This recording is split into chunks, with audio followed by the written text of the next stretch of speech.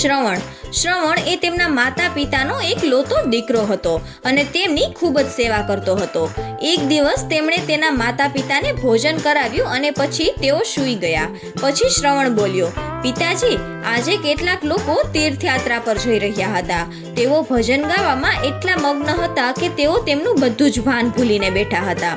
શ્રવણના પિતા બોલ્યા, જો આપણી પાસે આંખો હોત તો આપણે પણ તીર્થયાત્રા પર જાત. શ્રવણની માતા બોલી, તમે શું કહો છો? તમારા ભાગ્યની કદર કરો. આપણો દીકરો જ આપણી આંખો છે.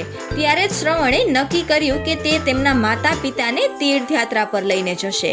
આ વિચારીને તે સુથાર પાસે ગયો. સુથાર તેમને જોઈને ખૂબ જ ખુશ થઈ ગયો. સુથાર બોલ્યો, બોલો દીકરા, તમે અહીંયા કેમ આવ્યા? શ્રવણ બોલ્યો, કાકા, કૃપા કરીને મને એક પાલખી બનાવીને આપો. સુથાર બોલ્યો, દીકરા, તેનું શું કરીશ? શ્રવણ બોલ્યો, હું મારા માતા પિતાને તીર્થયાત્રા પર લઈને જઈશ. સુથાર બોલ્યો, રસ્તાઓ ખૂબ જ મુશ્કેલ છે. તમે એકલા કઈ રીતે જશો? શ્રવણ બોલ્યો, તમે ચિંતા ન કરો, બસ તમારા આશીર્વાદની જરૂર છે. તો મને કહો, તમે પાલખી ક્યારે તૈયાર કરીને આપશો? શ્રવણની જીદથી સુથારને હાર માનવી પડી. સુથાર બોલ્યો, ઠીક છે, કાલ સાંજે લઈ જજે. શ્રવણ ઘરે પાછો આવ્યો અને જવાની તૈયારી કરવા લાગ્યો. સાંજે સુથાર પાસે જઈને એ પાલખી લઈને આવ્યો અને ઘરે આવીને શ્રવણે તેની પત્નીને જવાની વાત કીધી. શ્રવણ બોલ્યો, હું કાલે વહેલો જઈશ. પછી તેણે માતા પિતાને તીર્થયાત્રા પર જવાની વાત કહી.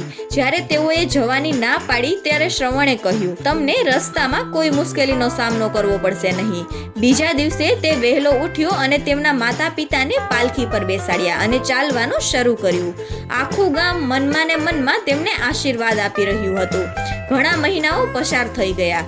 એ આખો દિવસ મુસાફરી કરતા અને રાત્રે આરામ કરતા. એક દિવસ જંગલમાંથી પસાર થતા હતા ત્યારે તેમણે પક્ષીઓનો અવાજ સાંભળ્યો.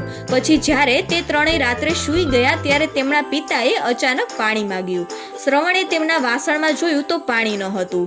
શ્રવણ બોલ્યો, હું હમણાં જ લઈને આવું છું. તેના પિતાજીના ના કહેવા છતાં તે પાણી ભરવા જતો રહ્યો. જેવી તેને નદી દેખાઈ તે તેમાંથી પાણી ભરવા લાગ્યો. તે જ સમયે એક તીર આવ્યું અને તેની છાતીમાં ઘૂસી ગયું અને તે બૂમો પાડવા લાગ્યો. રાજા દશરથ શિકાર કરી રહ્યા હતા અને ખાલી વાસણમાં પાણી ભરવાનો અવાજ સાંભળીને તેને લાગ્યું કે કોઈ પ્રાણી પાણી પીવા માટે આવ્યું છે. તેણે જોયા વિના જ તીર ચલાવ્યું, પણ માણસની ચીસો સાંભળીને તે દોડીને આવ્યા અને શ્રવણને પીડાથી તડપતો જોઈને તેને ખૂબ જ પસ્તાવો થયો. તેણે શ્રવણની છાતી પરથી તીર કાઢ્યું. રાજા દશરથની આંખોમાં આંસુ આવ્યા. તેને શ્રવણને કહ્યું, મારાથી ખૂબ મોટો પાપ થયો છે. મેં તો તીર જાનવર સમજીને ચલાવ્યું હતું. મને માફ કરી દે દીકરા. શ્રવણ બોલ્યો, મારા માતા પિતા જંગલમાં તરસ્યા છે. મારા પર એક ઉપકાર કરો. ત્યાં જઈને તેમને પાણી પીવડાવી દો. રાજાએ શ્રવણની આખી વાત સાંભળી. શ્રવણ બોલ્યો, મોડું ના કરો, પાણી લઈને જાઓ. આટલું કહીને તેનો દમ નીકળી ગયો. રાજાએ શ્રવણને તેના ખંભા પર રાખ્યો અને હાથમાં પાણીનો ઘડો લઈને તેના માતા પિતા પાસે ગયા. અવાજ સાંભળીને તેમના માતા પિતા બોલ્યા, ઘણી વાર લાગી દીકરા પાણી લઈને આવવામાં. રાજા દશરથ ચૂપચાપ ઊભા રહ્યા અને તેમને પાણી આપ્યું.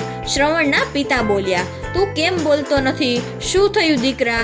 બોલ, પછી જ અમે પાણી પીશું. રાજા દશરથ બોલ્યા, માતાજી, મારા હાથે અજાણ્યાથી તમારો દીકરો મૃત્યુ પામ્યો છે. તમે ચિંતા ન કરો, હું જ તમારો શ્રવણ છું. હું તમારી સેવા કરીશ. શ્રવણના માતા બોલ્યા, હે ભગવાન, આ શું થયું? શ્રવણના માતા રાજા દશરથને કહે, એક દિવસ તમારે પણ અમારી જેમ તમારા પુત્રને ગુમાવવાનું દુઃખ સહન કરવું પડશે. આટલું કહીને બંનેએ પોતાનો જીવ ગુમાવ્યો. ભારે હૃદય સાથે રાજા દશરથે તેમના અંતિમ સંસ્કાર કર્યા. મહેલમાં પાછા ફર્યા પછી પણ તેમને શાંતિ મળી નહીં.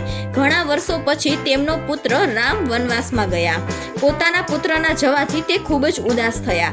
તેમણે શ્રવણના માતા પિતાના શ્રાપની યાદ આવી. તો બાળ મિત્રો, આ વાર્તા પરથી આપણને શીખવા મળે છે કે માતા પિતા એ દેવતાઓ સમાન છે અને આપણે હંમેશા તેમની સેવા કરવી જોઈએ.